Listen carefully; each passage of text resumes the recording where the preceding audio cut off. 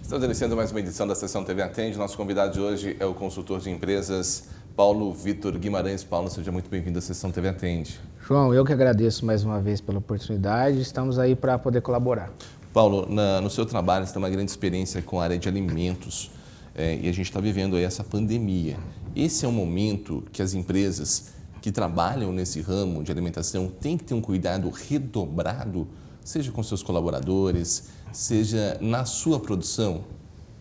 Bom, João, esse assunto é uma questão bem interessante e que vem crescendo muito na nossa área, sobre a proliferação do coronavírus dentro das empresas, tá?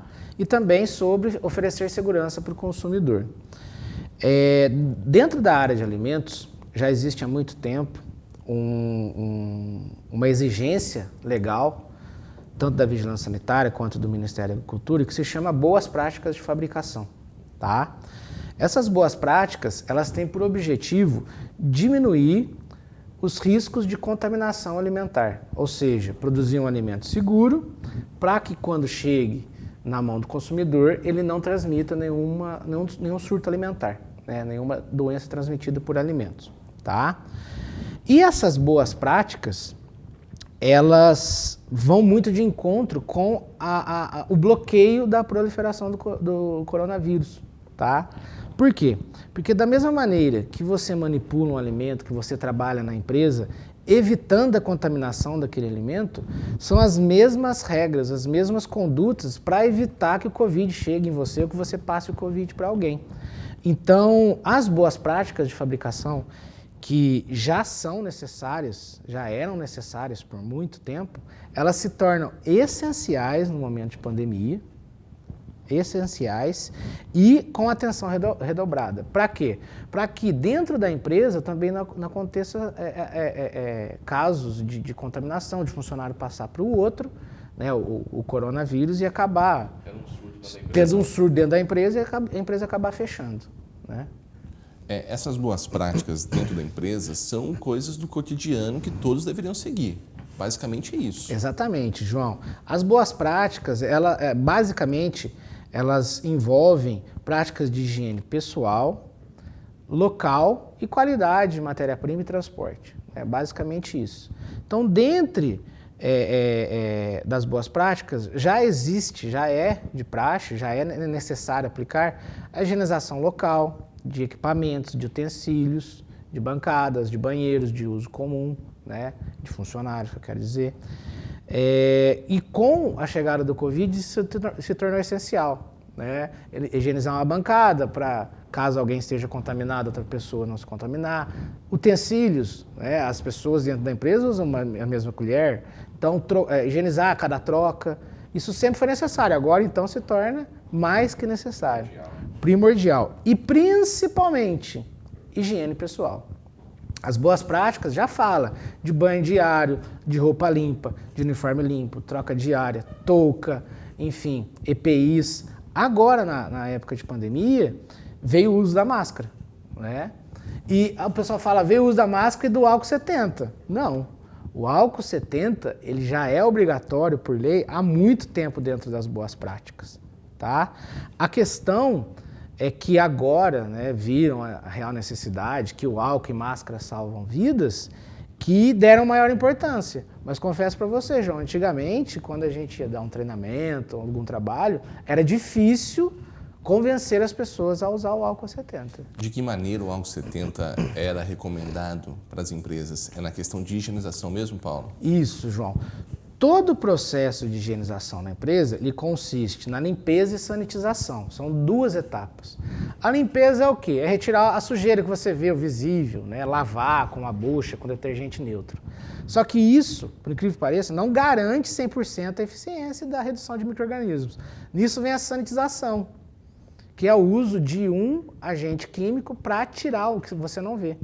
Quais são os agentes sanitizantes que a gente conhece muito? Cloro, né, ácido peracético, e o mais comum é o álcool 70. Sempre a prática foi limpeza com detergente e álcool 70, tá? Sempre foi. A gente nunca pode deixar ele de fora. Agora, com o Covid, a gente tem a necessidade extrema de sempre estar usando, né? Por que do álcool 70? O álcool 70 é uma pergunta bem interessante falar dele, porque já me perguntaram, Paulo, mas por que não pode usar o álcool 40 ou o absoluto 98? Por dois motivos. Um muito comum que muita gente sabe e um que poucas pessoas conhecem. Qual que é o principal motivo que bastante gente sabe? É a concentração. Quando ele é 70%, é uma concentração que ele não vai evaporar de cara e dá tempo de agir sobre o micro-organismo e eliminar ele. Se ele fosse menos concentrado, se ele tivesse uma concentração de 48%, 50%, ele não seria tão eficiente. E se ele fosse muito concentrado, ele ia evaporar muito rápido e não ia ter efeito. Uma outra questão que pouca gente sabe é que para o álcool entrar na célula do micro-organismo, ele precisa de um agente facilitador. Quem que é? É a água. A água chega na célula do micro-organismo como se estivesse batendo na porta e fala, ó, deixa o álcool entrar. Por isso que tem que ser o álcool e a água nessa concentração de 70%. Ô Paulo, mesmo com esses custos de boas práticas que já era exigido, agora deve estar mais rigoroso ainda, isso vem aumentando o custo das empresas. Claro, isso é essencial hoje. Você pode prevenir um surto de contaminação da empresa, você pode prevenir em N fatores, né? Sim, João.